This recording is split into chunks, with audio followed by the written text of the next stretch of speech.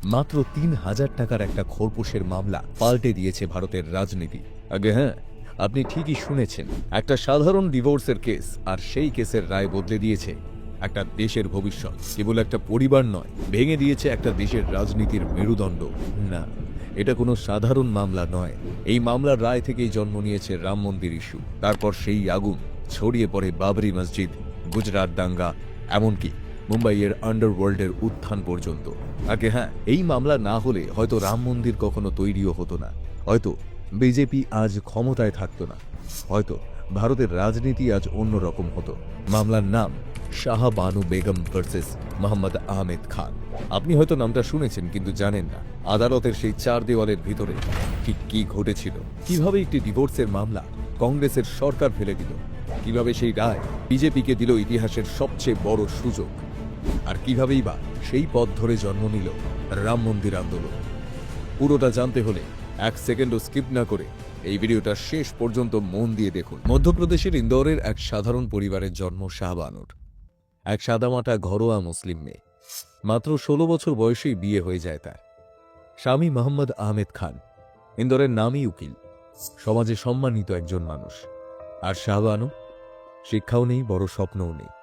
স্বামী, সন্তান আর রান্নাঘরটাই ছিল তার পুরো পৃথিবী। বিয়ের পর একে একে ৫ সন্তানের মা হলেন তিনি। জীবনটা খুব বেহিসেবি না হলেও সুখের ছিল, কিন্তু ১৯৪৬ সালে সব উলটপালট হয়ে গেল। আহমেদ খান দ্বিতীয় বিয়ে করলেন। মুসলিম পার্সোনাল ল অনুযায়ী ৪টি বিয়ে বৈধ, তাই শাহবানুর কোনো মতামত গুরুত্ব পেল না। চোখের জল লুকিয়ে, অভিমান গিলে সতীনকে ঘরে নিয়েই চুপচাপ সংসার করতে থাকলেন তিনি। দিনের পর দিন, বছরের পর বছর, এভাবেই কেটে গেল 4টে দশক, পুরো ৪০ বছর। এরপর এলো ১৯৭৫ সাল। একদিন সন্ধ্যায় কোনো ঝগড়া ছাড়াই আহমেদ খান সন্তান সহ শাহবানুকে বাড়ি থেকে বের করে দিলেন। বললেন, মাসে ২০০ টাকা পাঠাবো, এই বাড়িতে তোমাদের আর জায়গা নেই। ২০০ টাকা যা দিয়ে ৫ সন্তানের খাবার, বাড়ি ভাড়া, তার নিজের চিকিৎসা, কোনো কিছুই সম্ভব নয়। তবু ৩ বছর ধরে সেই টাকা ধারাবাহিকভাবে নিলেন তিনি। তার সামনে তখন সত্যি আর কোনো বিকল্প ছিল না। এভাবেই কেটে গেল ৩ বছর। তারপর ১৯৭৮ সালে হঠাৎ করে সেই ২০০ টাকাও বন্ধ হয়ে গেল। ততদিনে শাহবানু পা রেখেছেন ৬০-এর দোরগোড়ায়। হাতে কাজ নেই, উপার্জনের পথ নেই, স্বামী পরিত্যাগ করেছে, আর বাঁচার নামে তার কাছে একটাই বিকল্প, ভিক্ষে করা। ৫ সন্তানের মুখের দিকে তাকিয়ে শাহবানু অবশেষে নিজের জীবনের সবচেয়ে কঠিন সিদ্ধান্তটা নিলেন। আইনের দ্বারস্থ হলেন তিনি। আর এখান থেকেই শুরু হলো সেই মামলা। শাহবানু সেকশন 125 সিআরপিসি এর আওতায় মোহাম্মদ আহমেদ খানের বিরুদ্ধে ভরণ পোষণের মামলা করলেন। ভারতে আইন ২ ভাগে বিভক্ত, সিভিল ল আর ক্রিমিনাল ল। সিভিল আইন ধর্মভেদে পাল্টায়। হিন্দু, মুসলিম, খ্রিস্টান, পার্সি, বিয়ে, তালাক, সম্পত্তি, ভরণ পোষণ সব ক্ষেত্রেই আলাদা আলাদা নিয়ম। মুসলিম সিভিল ল এর মধ্যে শরিয়তের আইনও রয়েছে, আর শরিয়তের সেই নিয়মে তালাকের পর মুসলিম পুরুষ আজীবন স্ত্রীর ভরণ পোষণ নিতে বাধ্য নন। কিন্তু আসল সমস্যাটা এখানে, শাহবানু সিভিল আইনে নয়, মামলা করেছিলেন ক্রিমিনাল আইনে। আর ক্রিমিনাল আইন কারোর ধর্ম দেখে না। এখানে হিন্দু, মুসলিম, শিখ, খ্রিস্টান সবাই এক। সেকশন 125 সিআরপিসিতে স্ত্রীর ভরণ পোষণ না দিলে সেটা অপরাধ। তালাক হয়েছে কি হয়নি সেটা ইম্পর্টেন্ট নয়। এই ধারায় আহমেদ খান বাধ্য শাহবানুকে খোরপোশ দিতে। এদিকে যখন মামলা চলছে, তখনই ঘটে গেল সেই ঘটনা যেটা শাহবানুর জীবন পুরো উল্টে দিল। ১৯৭৮ সালের একদিন একেবারে ঠান্ডা মাথায় আহমেদ খান শুধু ৩টে শব্দ বলল, তালাক, তালাক, তালাক। ৩ সেকেন্ড, ৩টি শব্দ, আর সঙ্গে সঙ্গে শেষ হয়ে গেল শাহবানুর ৪০ বছরের দাম্পত্য। সেই সময় ভারতে তখন ৩ তালাক ছিল পুরোপুরি বৈধ। স্বামীর মুখ থেকে ৩ বার উচ্চারণ হলেই স্বামী আর স্ত্রী আইনের চোখে অচেনা দুটি মানুষ। শাহবানুর মাথায় তখন আক্ষরিক অর্থেই আকাশ ভেঙে পড়ল। তখন তার বয়স ৬২। জীবনের শেষ প্রান্তে এসে ৫ সন্তান সহ রীতিমতো রাস্তায় দাঁড়াতে হলো তাকে।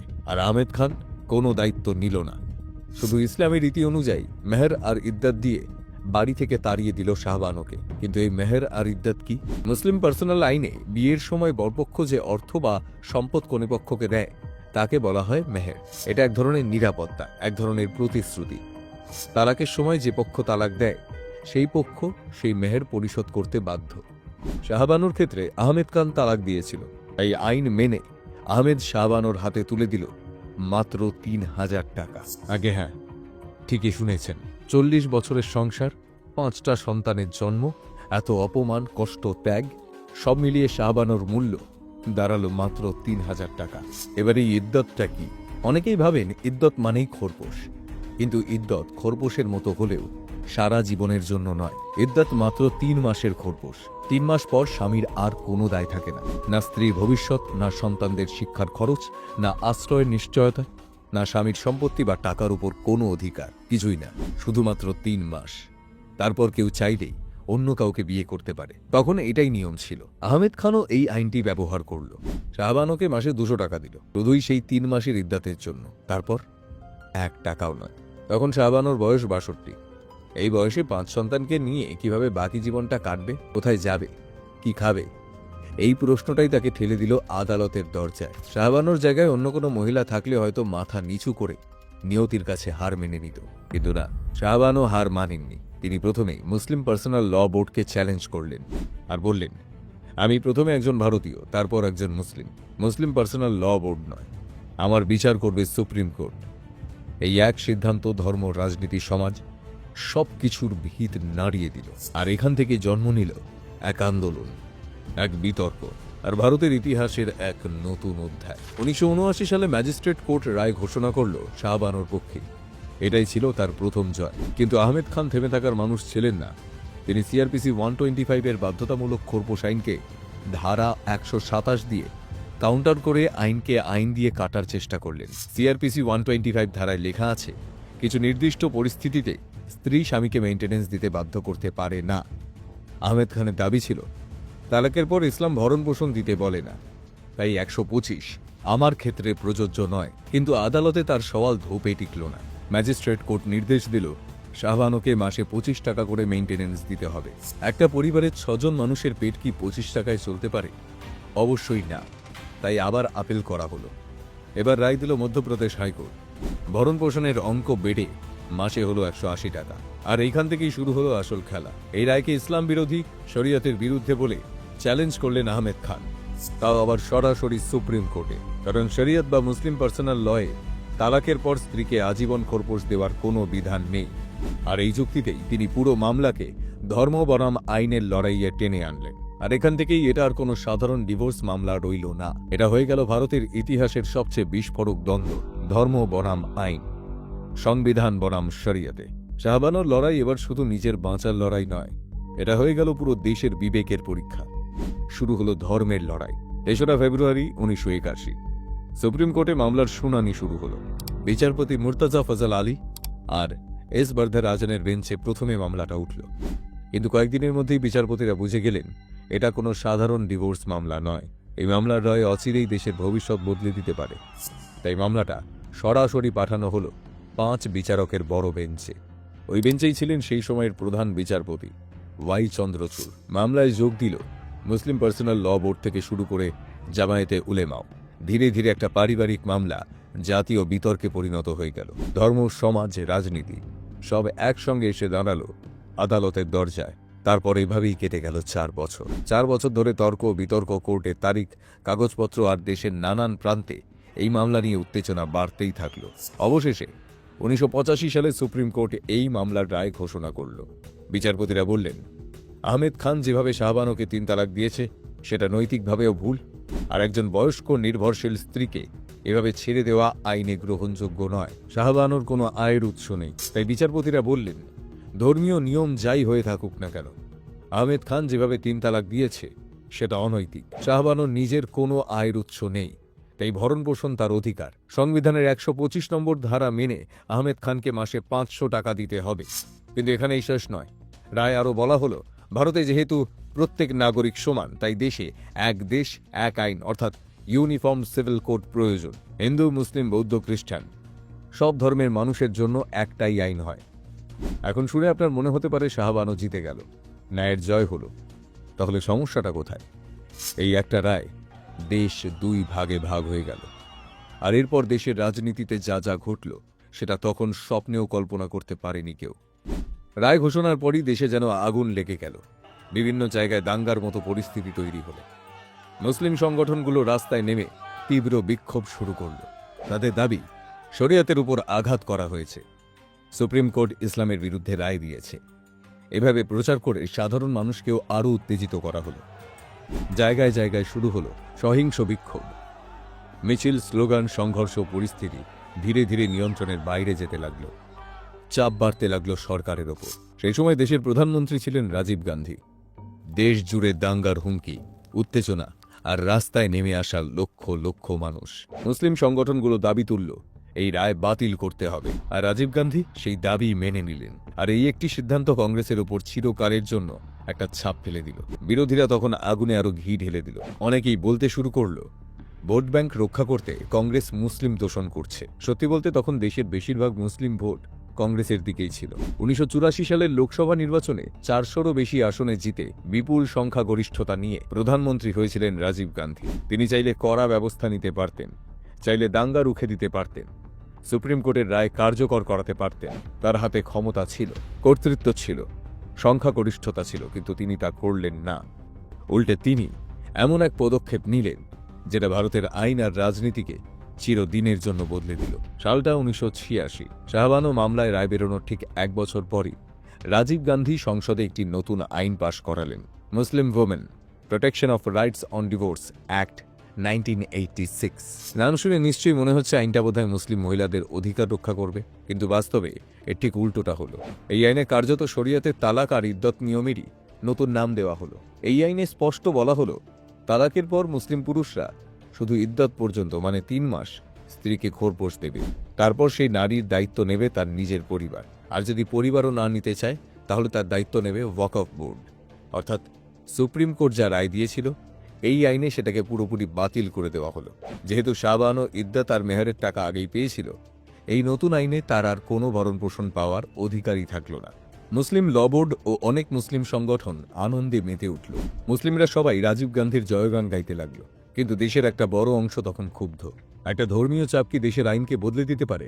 এভাবেও কি সংবিধান বদলে দেওয়া যায়? আর সব প্রশ্নের আঙুল উঠল রাজীব গান্ধীর দিকেই। সেই সময় কংগ্রেস সরকারের একজন বড় মন্ত্রী, বর্তমানে বিহারের রাজ্যপাল আরিফ মোহাম্মদ খান, রাজীব গান্ধীকে বহুবার বোঝানোর চেষ্টা করেছিলেন যে সুপ্রিম কোর্টের রায় বদলানো ভুল হবে। কিন্তু রাজীব গান্ধী কোনো কথা শুনলেন না, কারণ তাঁর চোখে তখন একটাই ভয়, মুসলিম ভোট হারিয়ে যাবে। আর এই সব দেখে হিন্দু সমাজের একটা বড় অংশ কংগ্রেসের ওপর আস্থা হারিয়ে ফেলল।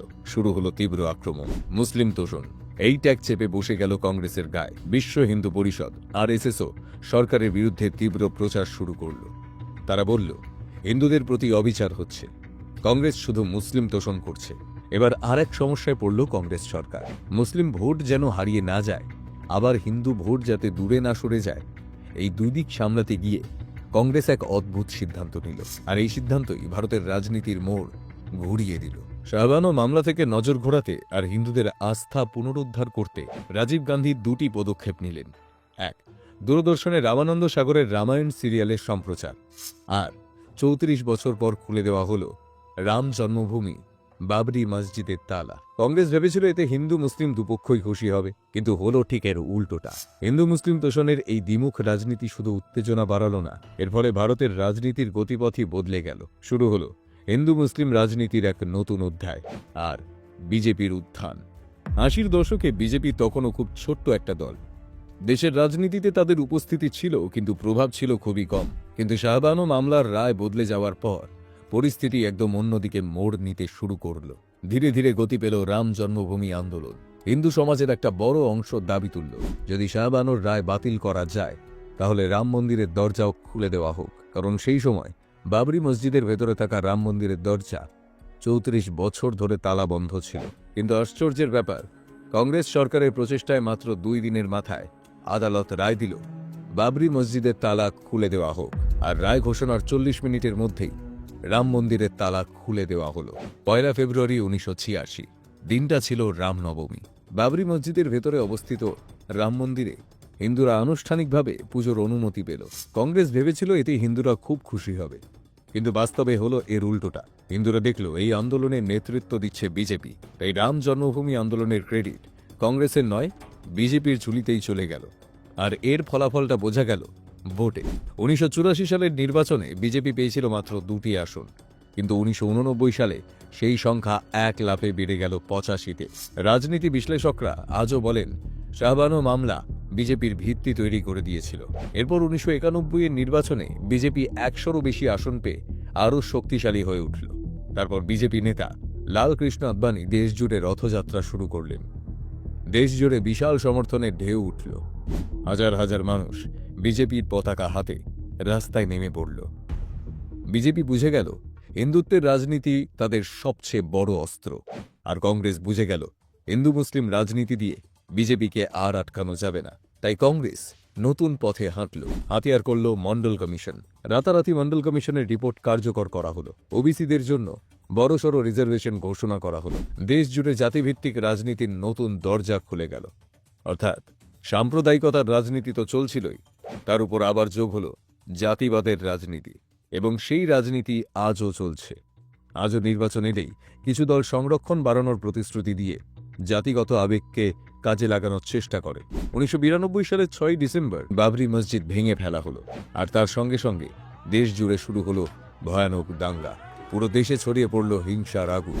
আর ঠিক পরের বছর অর্থাৎ 1993 সালে ধারাবাহিক বিস্ফোরণে কেঁপে উঠল মুম্বাই। সিরিয়াল ব্লাস্টে স্তব্ধ হয়ে গেল একটা শহর। দেশ আরও অস্থির হয়ে উঠল, আর এই অস্থিরতাই হিন্দু মুসলিম বিভেদ আরও বাড়িয়ে দিল।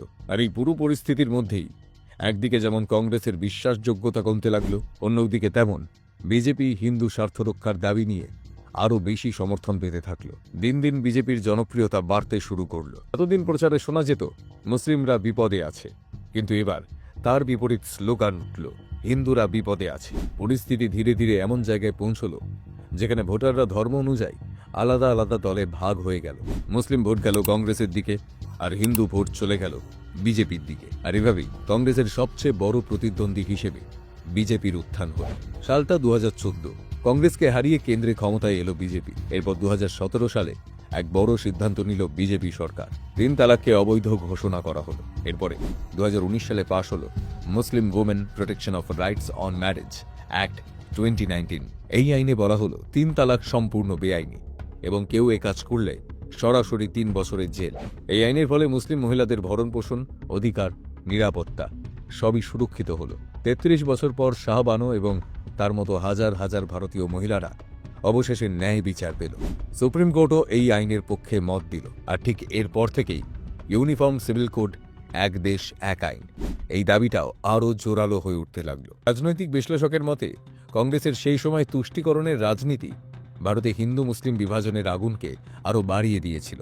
সেদিন যদি মুসলিম সংগঠনগুলোর চাপে রাজীব গান্ধী সুপ্রিম কোর্টের রায় বদলে না দিতেন, যদি হিন্দুদের খুশি করতে বাবরি মসজিদের তালা না খুলে দিতেন, তাহলে হয়তো আজকে রাম জন্মভূমি বিতর্কের এত বড় রূপই তৈরি হতো না। হয়তো 1992 সালে বাবরি মসজিদও ভাঙা হতো না, হয়তো রাম মন্দিরও গড়ে উঠত না। একদিকে ধর্মের রাজনীতি, অন্যদিকে 1985 সাল থেকে শুরু হওয়া কাস্ট সিস্টেম আর রিজার্ভেশন ঘিরে রাজনীতি। সব মিলিয়ে ভারত ধীরে ধীরে দুটি বড় ভিন্ন মতাদর্শে ভাগ হয়ে গেল। একজন মুসলিম মহিলার অধিকারের লড়াই থেকে শুরু হওয়া একটি সাধারণ মামলা সময়ের সঙ্গে সঙ্গে ভারতে হিন্দু মুসলিম বিভাজনের ভিত্তি গড়ে তুলল। রাজনৈতিক দলগুলো সে বিভাজনকে নিজস্ব সুবিধে মতো ব্যবহার করে নিল।